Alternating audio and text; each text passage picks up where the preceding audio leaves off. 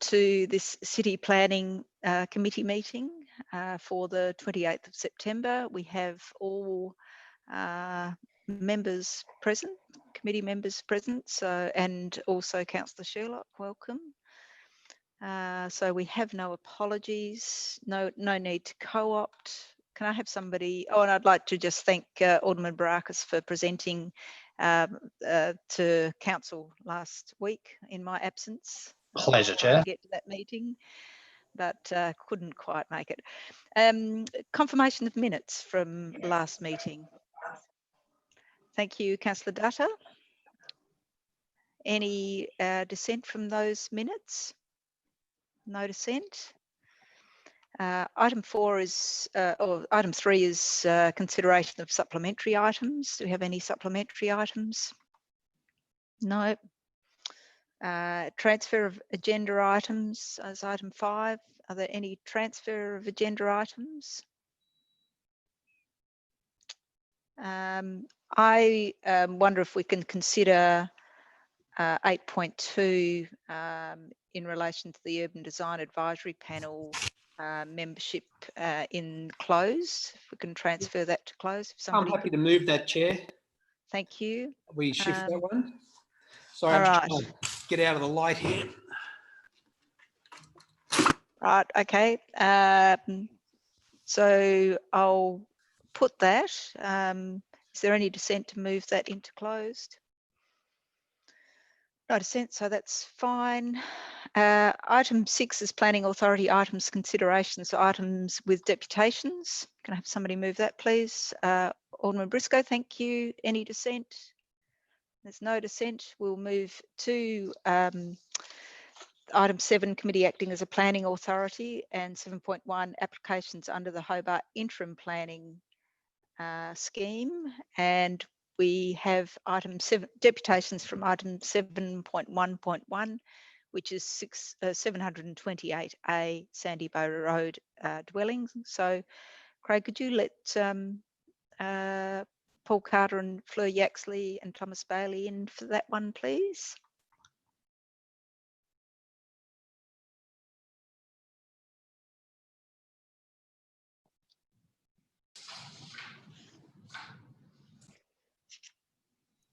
Hi, Mr. Bailey. There is only Thomas. Hello? Sorry, I'm just waiting for... The others are not in the waiting room, sorry. Okay.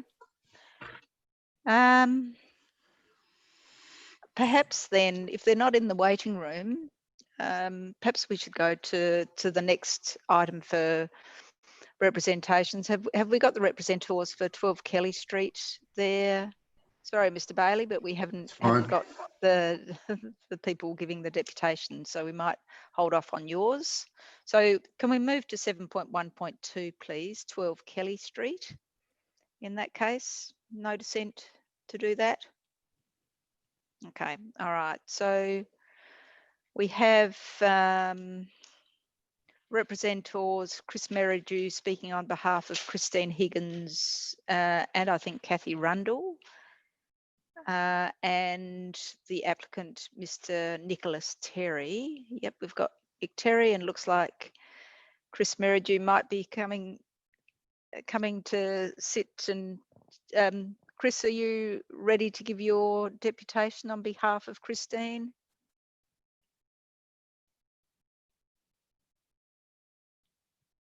It's not often that we're ahead of time, but there you go. So if you can turn off the mute button, Chris, and you have, once you're there, can you turn off the mute button on Christine's computer, please? Chris, we can't hear you. You're on mute, so if you could turn off the mute button, which is down the bottom in the left-hand corner. There. There you are. Right. Okay. All right. So you have 5 minutes to address the committee. And if you'd like to, and then we'll ask questions of you after that. Thank you. Your time starts now. Thank you, Deputy Lord Mayor and Alderman. Number 12, Kelly Street, of course, as you know, is one of 4 cottages at the top of Kelly's steps, all of which over the years have been carefully preserved and had various extensions of different character put to them. The plans for number 12 look to be quite exciting and most appropriate extension. And I noticed that it gives number 12 they gain a very sunny courtyard, which in Hobart's a pretty important thing. In Battery Point, to have a courtyard is quite a luxury. Now, when Christine, who I'm representing, looked at the DA originally, and at the time in which she put in her comments, the measurements were, to put it gently, a bit confusing. There's one measurement there I noticed that shows a thing called roof height, and in actual fact it's the ceiling height. But and those were, I think, difficulty in ascertaining where the ground level points were being taken. There hadn't been anybody from either the council or the developer onto Christine's property to assess the aspect from there. But never mind, we'll move along from there. As I said, the details of the measurement are confusing. And what's become apparent is that the existing boundary wall on her courtyard facing north is, under the plan that's before you this evening, is increasing by 15 centimetres, basically 2 bricks. Where's that schematic, Christine? And that doesn't seem to be a lot. But in the last 2 days, she's had a passive expert come and assess and measure, and with the projections given by the Bureau of Meteorology as to sunshine, she currently loses with the current wall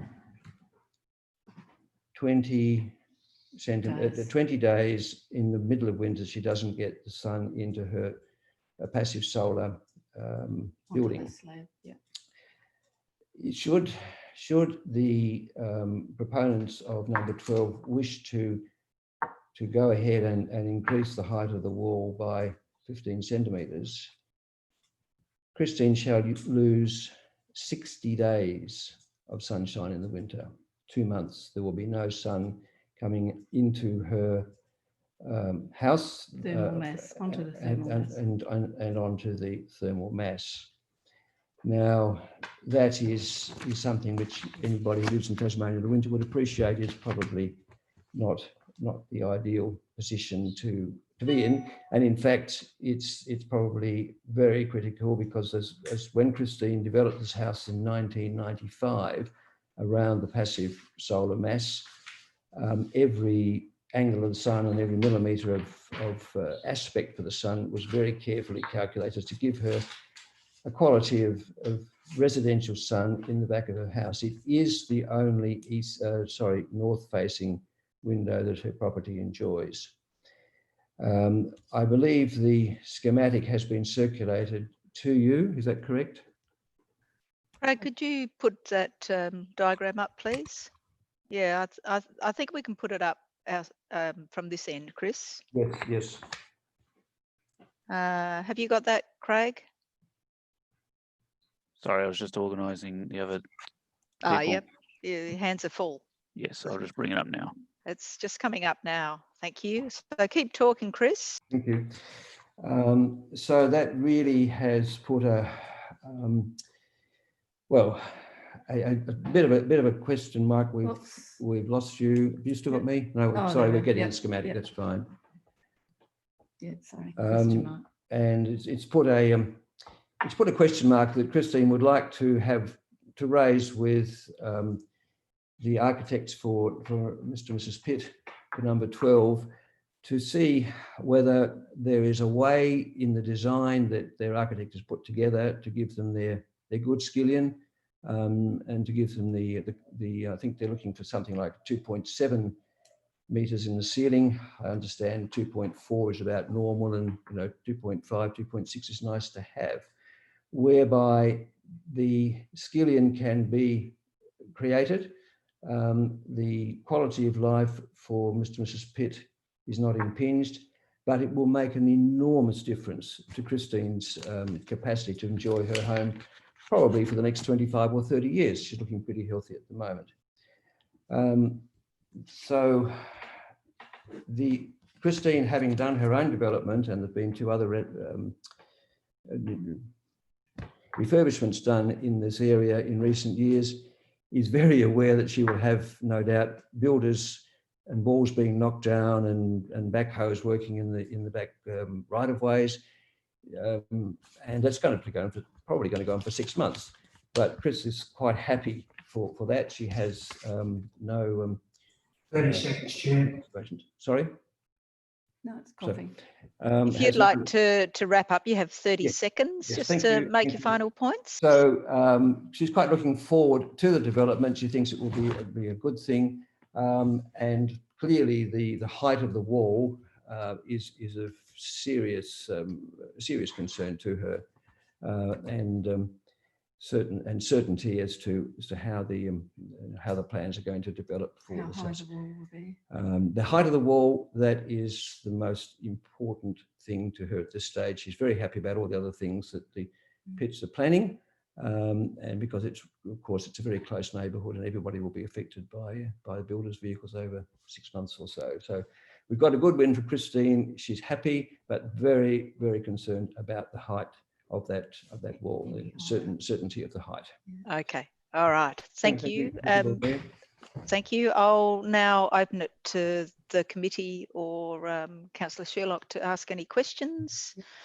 Do we have any questions?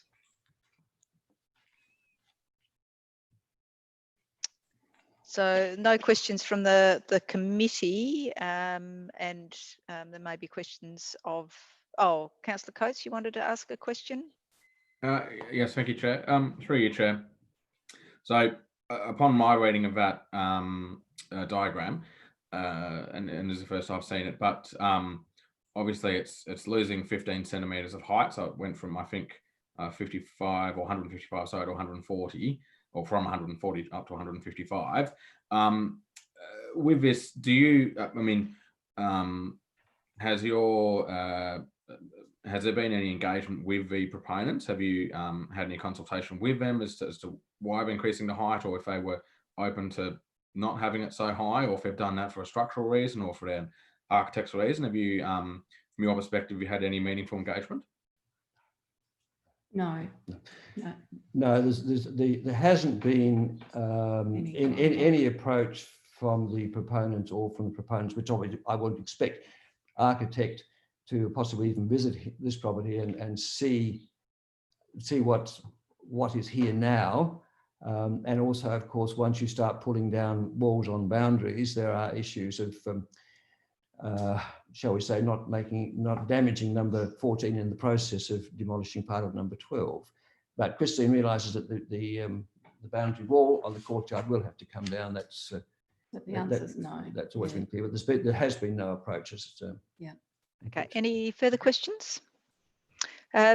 Just have a question just in relation to, so you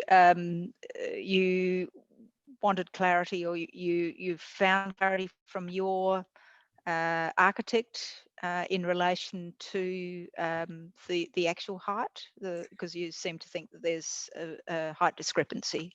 Yeah. Are you talking to me? Yes.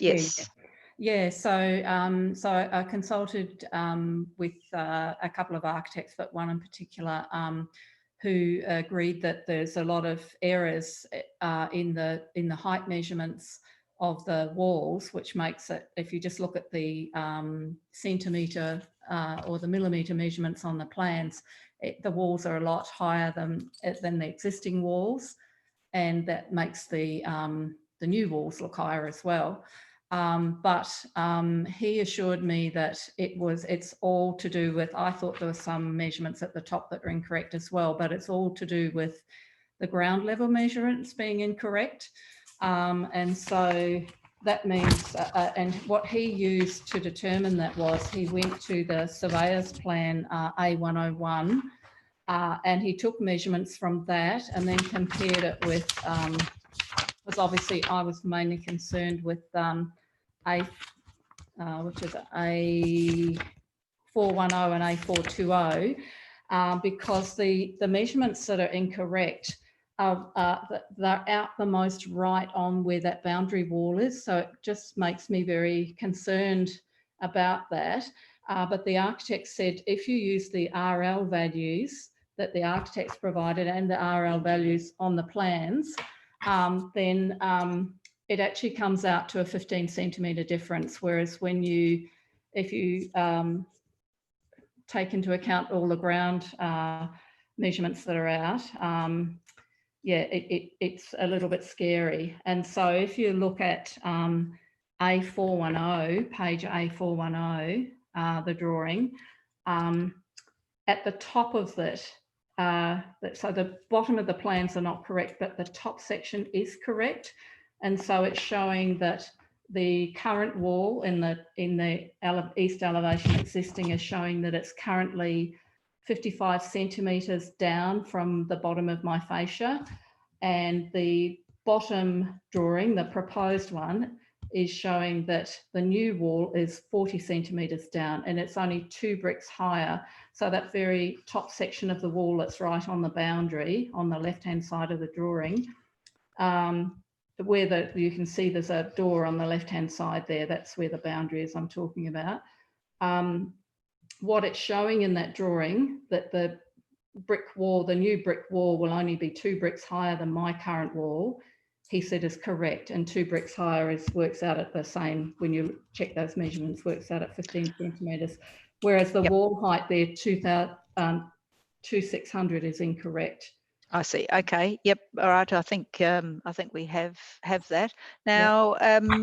As Kathy Rundle is there as well. Are your points different, Kathy? Yes.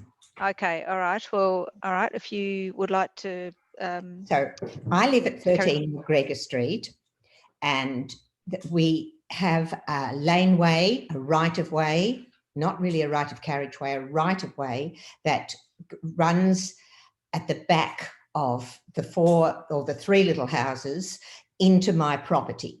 And I need to come through the laneway to use my garage to get onto my property. Now, I'm a neighbourly person, I think. I think we all need to be good neighbours and to negotiate usages. And I've had 2 experiences of building in this area.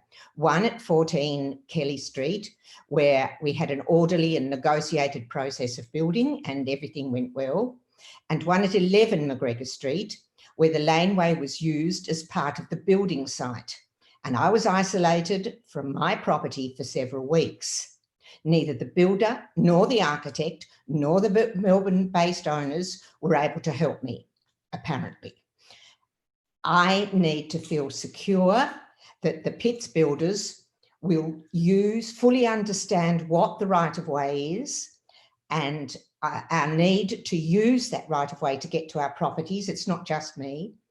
I'm prepared to be a good neighbour. I'm prepared to negotiate, but I would like the council to please make some kind of a note that this is a right-of-way and the major users are 11 McGregor Street and 13 McGregor Street.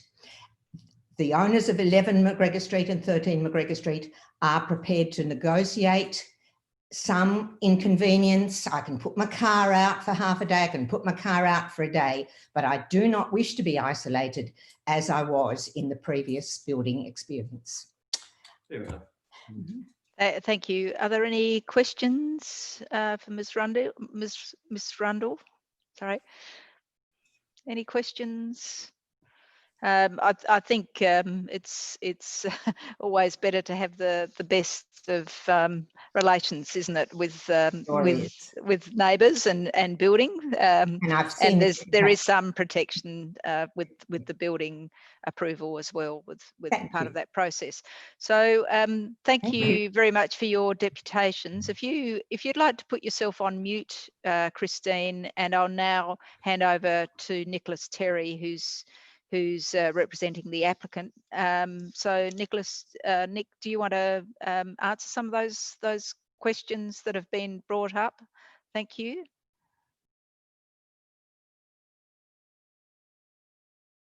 And Nick, you'll need to unmute yourself. Thanks. Can everyone hear me now? Great. Yeah, firstly, thanks for the opportunity to talk with you all. I think that, you know, the concerns with regard to the architectural drawings, I'm not going to say that they're valid. I think, you know, the interpretation of the drawings is sometimes quite tricky. With regard to, maybe I'll just go to the first concern, which was the loss of sunlight into the house at 14 Kelly Street. So with the height of that wall, you are correct, it is slightly higher than the existing wall. So from an architectural perspective, with the new extension, we need the ceiling height is 2400. So it's not 2700, which I think may have been mentioned. And so the height of that wall on the boundary has been made to be 3 metres from the new floor level of 12 Kelly Street, which is the maximum height that you can have on a boundary. So what I have done is tried to reduce the height of that wall that borders 14 Kelly Street as much as I can. So the roof pitch that I've got it's not a minimum roof pitch, but it is a very low roof pitch of 3 degrees to try and get that wall as low as we can to accommodate the new extension. I would have to, I guess, seek engineering advice to see if we can have a you know, a roof structure much lower than that, so that I can then have the adequate flashing for to ensure that the new extension is waterproof. So that's something I'd have to seek advice on from a planning perspective, which was what I was guided. I was using the planning scheme as a guide. It does satisfy the planning scheme. Yeah, I guess as a response, firstly, I hope it wasn't too confusing, because that's certainly not the case at all. And I wasn't trying, as the architect, trying to disguise anything at all. So I suppose in response from a planning perspective, it is appropriate. And there'd have to be engineering advice sought to see if we can reduce the height of that wall to accommodate a lower roof structure, so that, you know, as an extension, it's going to be waterproof and it's not going to provide issues for the owners. With regard to the second concern, with to ensure the feeling of security, that the builders will allow access to the homes in the right-of-way. I would completely agree. I think that, you know, the right-of-way itself, if it's used as access, you know, it's something that, you know, the builders will have to work really closely with and with the owners of the right-of-way to ensure that there is security there. You know, I don't live on a street that's, you know, tight like that. So I can appreciate that concern, and certainly from an architectural perspective and in my role, I would be working closely with the builder to ensure that that's the case. So, you know, in terms of moving forward with regard to those concerns, yeah, I think that, as I said, with the height of that wall, it is planning. It is appropriate from a planning perspective, and the height of the wall is purely is determined by having the roof structure to allow the roof structure to be at as minimum pitches as possible to allow for the flashing over the top of that wall. So even though we're at planning stage, it was considered from a building perspective, and that a builder has to build it. And so that's what the height was determined of. It certainly, you know, wasn't to, you know, cause lack of sunshine into 14 Kelly Street. And yeah, finally, just to touch on the security for the people using the right of way. Yeah, that's something that, you know, in my role, I'll certainly try and ensure that the builder is aware that access is important. And yeah, so I think, you know, moving forward from both of those, you know, that's something that, you know, I can appreciate your concerns, and yeah, and it's something that will have to be discussed with the builder and myself and the owners. Okay, thanks, Mr. Terry. I'll open it for questions. We have a question from Alderman Briscoe. Thank you, Mr. Terry. Just to confirm, you're saying the ceiling height of the extension is 2.4, 2,400 height, not 2.7. So 2.4 is the ceiling height. Yes. And then there's obviously roof structure above that. Yeah, I understand that. Yeah, so I suppose the drawing has been interpreted that the ceiling height was 2.7, but if you confirm that it is 2.4, there seems to be some confusion about the ground level. But if for example, a condition was put in to this planning application, the committee is to approve it according to the recommendation, you'd have no objection for the RL to be a condition. So in other words, the RL of how you've indicated on your drawing what the height of the wall is between 12 and 14 would be in relation to the RL. So therefore, if the drawings are, and it is a planning document, not a building document, but if a planning document does show different ground levels to the actual. So the RL height, and perhaps the person with the question could clarify the concern with the height. Certainly the RL that I put there seems to work with. Can everyone hear me? Sorry. Yes. Yep. Okay. Sorry. Yeah. I mean, if it could be put as a condition that the RL height that we've stated is the one that's going to be used from the building permit, that would be the case. Is that the concern? Yeah, the concern is that you know, everyone would agree where the RL is. People might have a dispute where the ground level is. You know, so if we have a condition just to emphasise that it's got to be built according to the RL level of that wall that you've indicated on your drawing, then I don't think there's any dispute, is there? Now, absolutely. Yeah. The other thing is, I know you've just made a comment about flashing and that. If we had an advice to you that the applicant should consider an RL of 15 centimetres lower than 21,000,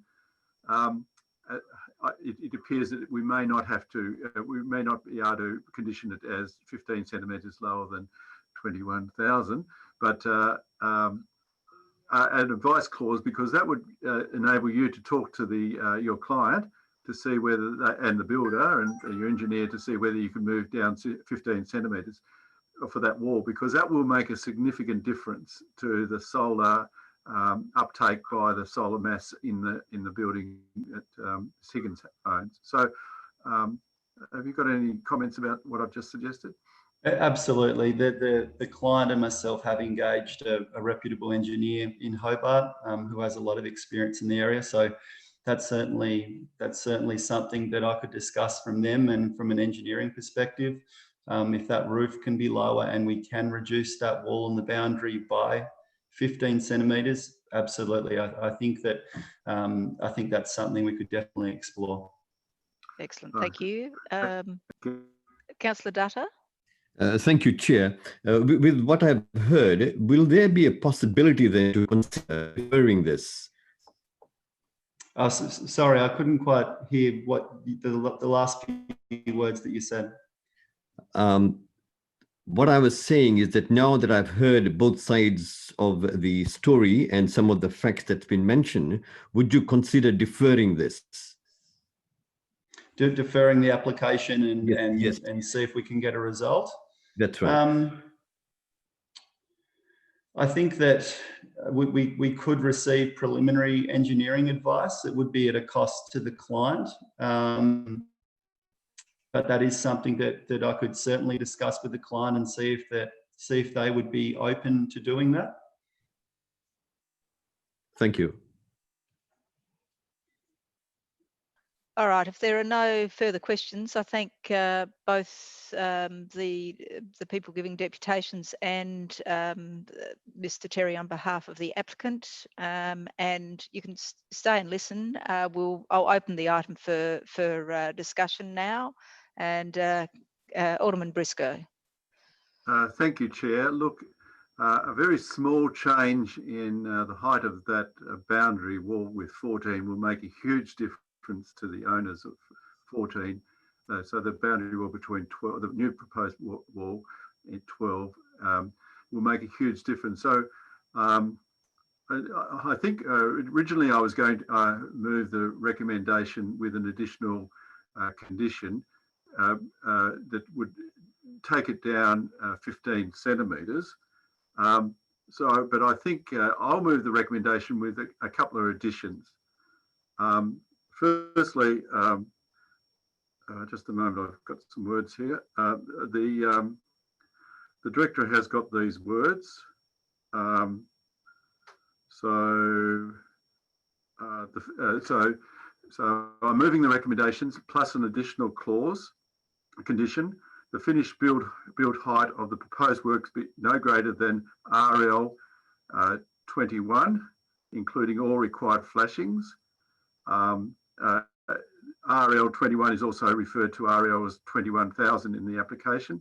This RL is in accordance with the height provided in the above application by the following sub-drawings: A101 dated August 2020 and A410 dated August 2020. Now that the director has got a copy of that because he's provided it to me. The proposed, so the reason for it is the proposal future external service or plant, and also that the proposal future external services or plant be positioned so that do not create any further shadow to 14 Kelly Street private outdoor space. And also an additional advice that the applicant consider lowering the 21 RL of that wall by 15 centimetres in discussion, obviously, with the owner. So has the director got that? Yeah, look, that slightly amends or included additional clause from the one that I circulated to you earlier. That was in relation to the inclusion of services within above that line. Is that correct? Yes, that's right. Now, it could be advice, that part that I just read out could be advice. What would your advice be to that second clause?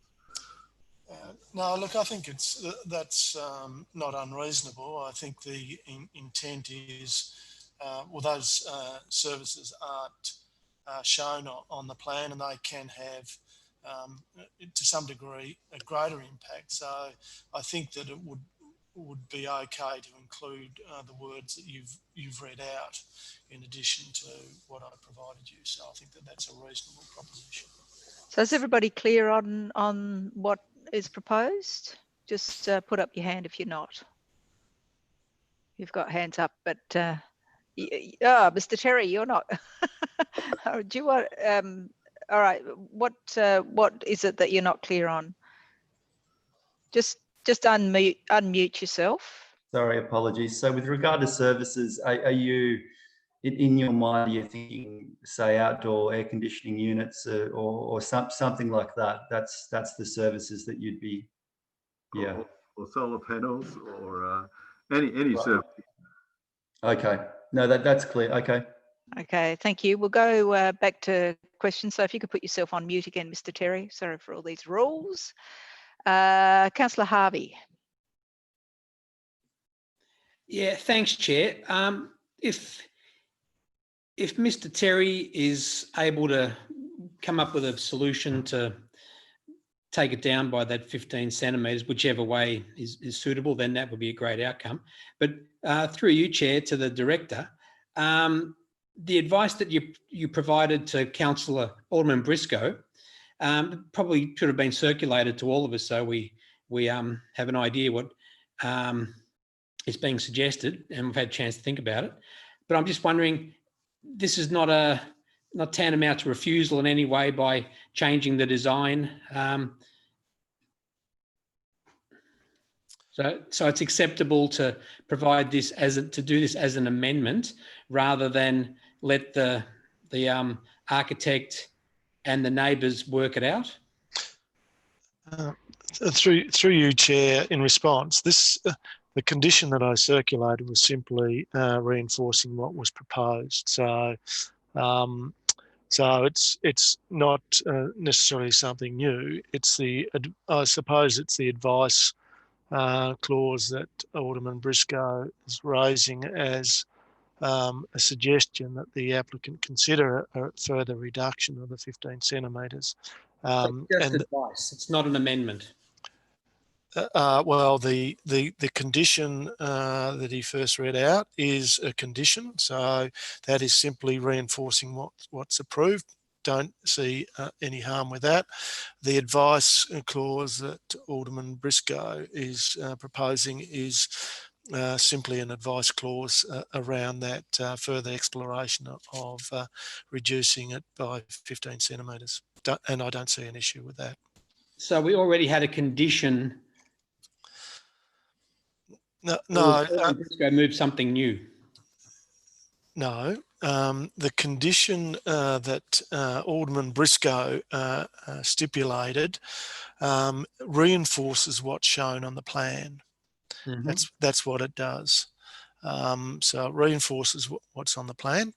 Then Alderman Briscoe, and he might like to reinforce this after I've explained what he's indicated, that he's also included an advice that the applicant should explore a further reduction in the height of that wall, which the applicant's architect, Mr. Terry, has indicated that he will do.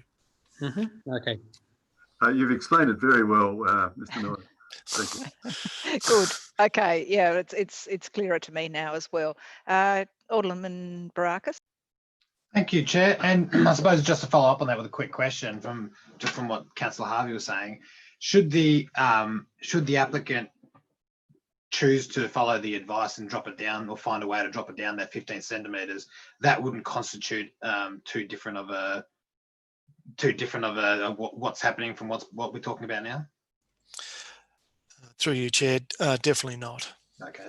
Look, Chair, look, I think this is one of those situations that we have where we've had representatives that have had concerns and they've raised it, and the applicant's been pretty receptive about that and pretty happy to adopt that or take those on board. So I think I'm not sure if there's any need to defer. This seems like something that's been sort of largely, or looks like it's largely been resolved. So look, I'm happy to support the motion put by Alderman Briscoe, and hope this could be one of those times with both sides are able to sort of come together and find those little solutions there and get something done. Thank you for that, Alderman Barakis. Okay, I don't think there's any other questions, so I'll put the motion that's slightly amended. Is there any dissent to that motion? There's no dissent. Okay, so thank you for that motion, Alderman Briscoe. The motion is carried unanimously, and that decision has been made and stands from this committee. And it's good to know that there'll be some good dialogue, hopefully, between parties. So thanks both for all of you for your time. We'll move back to item 7.1.1 because we do have the deputations, the people giving deputations to that. You're welcome to stay, Christine and Nick, if you want to. Otherwise, thanks for your time. So where's my page?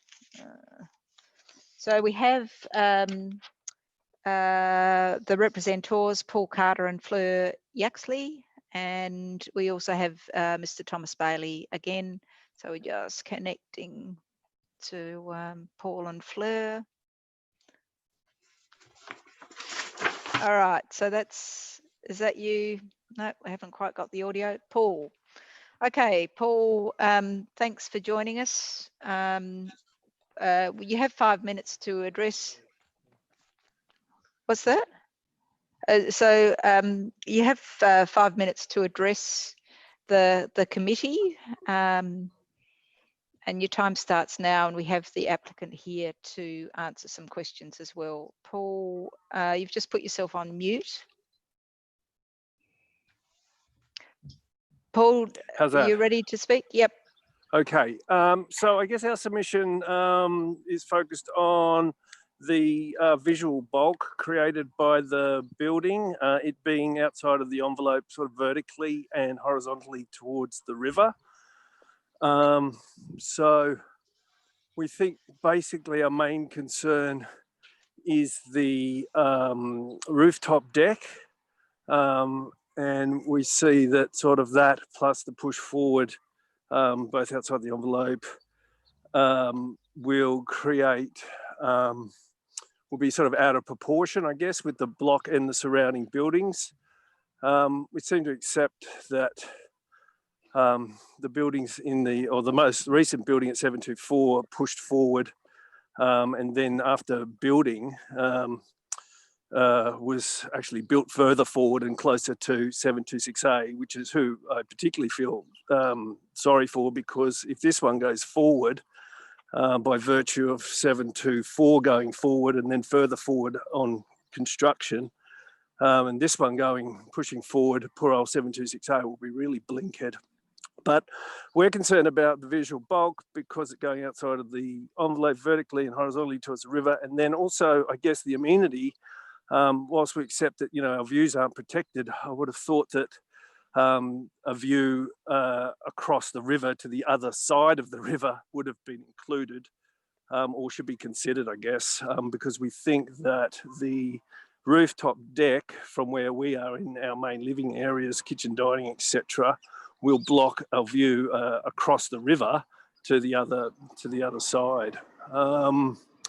So would have thought that that was part of the proportion of buildings that those behind it could at least see to the other side of the river. We accept that, our foreshore and whatever, we won't see that. That's not a problem.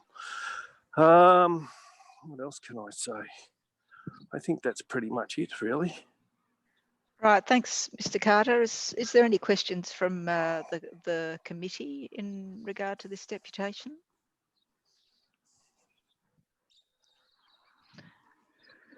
No questions. Okay.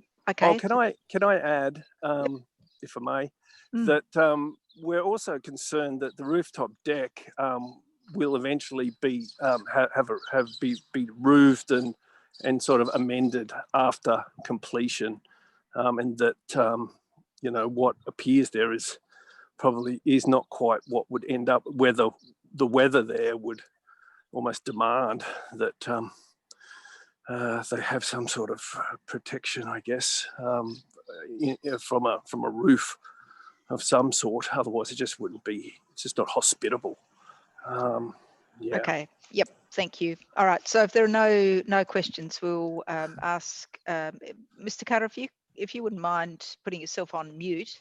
Yep. And we'll hand over to the applicant, and if you can answer some of those concerns that were raised, if you wouldn't mind. Thank you. Certainly can. I'm assuming that Mr. Carter lives behind the residence. Is that correct? Or that's where he's raising his concerns from? You there? Yeah. So we are behind and to the left. So not directly behind. Yeah. The proposal is for 728A. We're 726. Right. Well, we're 726A. We're 728. From behind, the building's actually well within the building envelope. And particularly if you refer to drawing A204C, it's clear that even the deck and the roof space that you're concerned about is actually within the PD4 envelope. And I mean, so fundamentally, there is we've designed this building, and the client has been very active in his desire to be a good neighbour and reduce the bulk at the rear of the property. So in terms of its impact, it is actually within the envelope. I understand as well you're raising of a hypothetical concern about future use. That's a difficult thing for us to respond to, obviously, but that's what the planning process is about. It's about assessing each item on its merits. And I guess in this case, it's not a long-term stay sort of location. It's just somewhere rather similar to the sort of traditional lookouts on a lot of houses on the coast, where the client and he and his wife are going to go up there on occasionally and observe the beautiful river. So obviously, if they need to change that, then they'd need to make another planning application, and that's certainly not on the cards at this point. And we have made considerable changes to this particular component of the building in order to keep it within the envelope, certainly from behind. To refer to your other concerns, if we go to the site plan, and as you've pointed out, the neighbouring dwelling, I'll just scroll there, 726A, was actually one of the, I think it was probably in the early 90s, it was one of the first buildings to be built on a subdivided lot like that. And it is a blinkered design. I think it was designed by Gary Ford. And it doesn't, and similarly, all the buildings that are on these subdivided lots, they are in a very similar position. And I guess from my perspective, with all due respect, that was one of probably the precedents that this building responds to, and certainly the subdivision responds to. So, and I think in the end, we've removed quite a lot of extensive roof work to pull it down within the envelope from behind.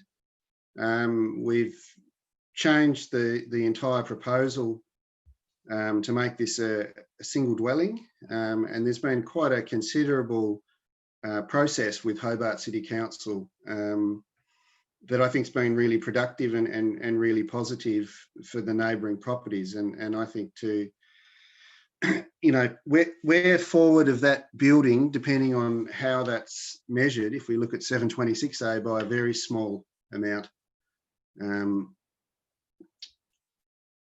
I guess I feel that this is a considered response. And part of your concern, I think, is just the nature of building on these sites in this particular location. Okay, anything else you want to add, Mr. Bailey? No, I think as well, similarly, if we look at all the other elevations, our building, yes, it does cross over the building envelope in a few spots, but that is equivalent to many of the neighbouring properties. And it's also something that we've reduced considerably in our process working with Hobart City Council. Okay, thank you. So I'll open it to the committee and elected reps for questions. And Alderman Barakis, we'll start Thank you, with you. Chair. Having listened to the representatives and having read the representations that were included in the report, look, I'll just touch on initially the idea of the speculation of the future of the balcony. I think, as was said, we're only here and we can only really assess what's in front of us. We can't speculate as to what's going to happen in the future. If anything is to come up, that will be another DA or another application. So, but just moving on from that, I think one of the one of the concerns was the erosion, and I think that was pretty well addressed in the council's report and the staff report. So look, all else being equal, I don't see any reason why this shouldn't be approved, and I'm pretty confident with it going forward, and I'll be happy to move the recommendation. We're just on to questions in the Oh, first sorry. instance. Yeah, sorry. yeah. So no questions, I take it. Apologies. So Apologies. do you have questions, Councillor Data? No, thanks. All right. Well, save us the spiel, Alderman Barakis. I think you're happy to move that then. Apologies for that. All right. Further discussion or questions?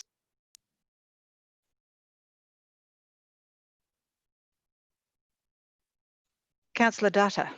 Yeah, thank you, Chair. Now, I have also, heard both sides, and I'm quite happy with the report and the justification given to the concerns. So I would support this. Thank you. Thank you. Any further discussions? Just have a question just in relation to you, Director. The questions to you, Director, just in relation to being outside of the building envelope over. There is some over the escarpment. Is there? Yes, yes, Chair. It certainly it's a building projected into the escarpment setback, the 20-metre escarpment setback. But it's interesting to note that if you pull the building back from that setback, it does elevate the building, and that elevation would potentially have greater impact on Mr. Carter's outlook. In fact, so it's an interesting dilemma that further you pull it back, further it goes up in elevation, and then the further it intrudes potentially into Mr. Carter's outlook. So, but yes, that's. And can you just describe other houses that have been approved in this area, apart from Mr. Ford's, which was well before the escarpment amendment? Are there others that have been approved over, outside of that envelope and over the escarpment? Well, it's important to state that this isn't over the escarpment. It's located within the setback from the escarpment. But yes, there has been buildings that have been approved within that setback. But I don't believe there's any since the new provisions have come in that have been approved over the actual escarpment, as far as I'm aware. Thank you. Councillor Coates. Oh, look, thank you, Chair. Look, just for the purpose of discussion, me personally, I guess looking at the report, section 6.7.5, when it talks about the fact this lot was created prior to the current things, and obviously it talks about much what the director's just stated, where given the actual makeup would be difficult without going out that little bit further, I guess. Obviously, you've got that conundrum where if you don't go out a little bit, you then have to go up a little bit, and potentially have more deleterious impact. So look, I'm in reading the officer's recommendations. Again, I'm reasonably comfortable with what's happened here. Obviously, noting that in this instance, it would appear that any development in this site would inevitably have some impact on neighbours, but as we know, unfortunately, there's no right to a view. And look, obviously, this was a subdivided block that's in existence, and the builder has every right to build a premise on it. So I'm reasonably comfortable with what's being proposed. Thank you. If there's no further discussion, then I'll put the motion moved by Alderman Barakis. Is there any dissent to that motion? No dissent. It's declared unanimous. It's carried unanimously, and that one doesn't go to council either. So thanks for your time, Mr. Bailey and Mr. Carter. Moving to 7.1.3, 321 Churchill Avenue, Sandy Bay, and adjacent road reserve. I'll open. Are you happy to move that, Councillor Harvey? I'm happy to move it. Thank you, Chairman. Thank you. Further discussion?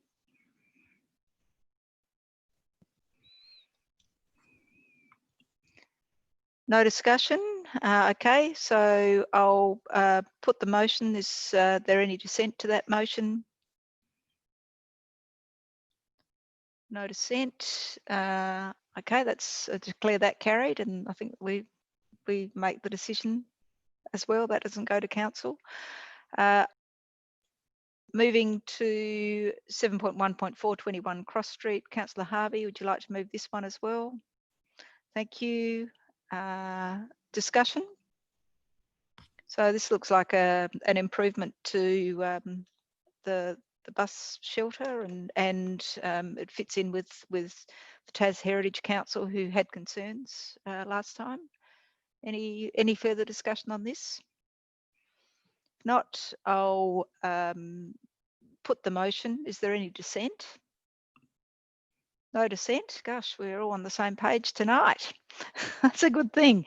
Okay, so I declare that carried unanimously. So that's all our planning items. We go now to reports, and we have Lou Crow for who's the tobacco officer. So if we have any questions for 8.1, the smoke-free Hobart project update, Alderman Briscoe, are you happy to move that? Yes, Chair, I was happy to move that. Very good report. Yeah, thank you. I thought it was a really good report as well. Any further discussion or questions of Lou? Alderman Barakis? I suppose I'd like to just hear from Lou and hear firsthand what her experiences are and feedback on that. And just a bit of interest would be whether or not there's been any I suppose negative situations where she's attempted enforcement and it's sort of not gotten ugly, but where people have sort of unsavoury people have responded in an unsavoury manner, so to speak. Just interested to hear the feedback there. Go ahead, Lou. Welcome. Oh, okay. Hi, everybody. Yes, thanks for that. Look, there have been a few occasions. I mean, it's people don't, a lot of people are not very comfortable with the idea of not being told to, to smoke. So it can get a mouthful at times. There have been incidences where people have quite loudly vented, in a public place. We're pretty conscious about how we would approach people in the first place and who we'd approach, bearing in mind that a lot of people have got other issues on their mind besides smoking. So to be approached by someone about smoking when they've got the weight of the world on their shoulders sometimes is not a pleasant experience. But I think that's just the way it is. I don't think I think we put enough measures in place to try and keep ourselves safe. And if you know, it turns ugly as such, well, we just withdraw. I mean, there's nothing much we can do about it. I suppose there's one thing to be told to bugger off, so to speak. But have there been any times where you've sort of been worried about your safety, or that police have had to be called or anything like that? I haven't called the police. There have been times where I've entered conversation with a person and then realised that they're not in the best frame of mind, and probably also substance abuse. So I'm very aware of ICE, which, you know, that can change a person's behaviour like that. So it's just a matter of just withdrawing. I mean, nothing's worth that. We have a particular cohort in Wellington Place in Purdy's Mart there. I'm sure you would have noticed when you walk through doing your shopping.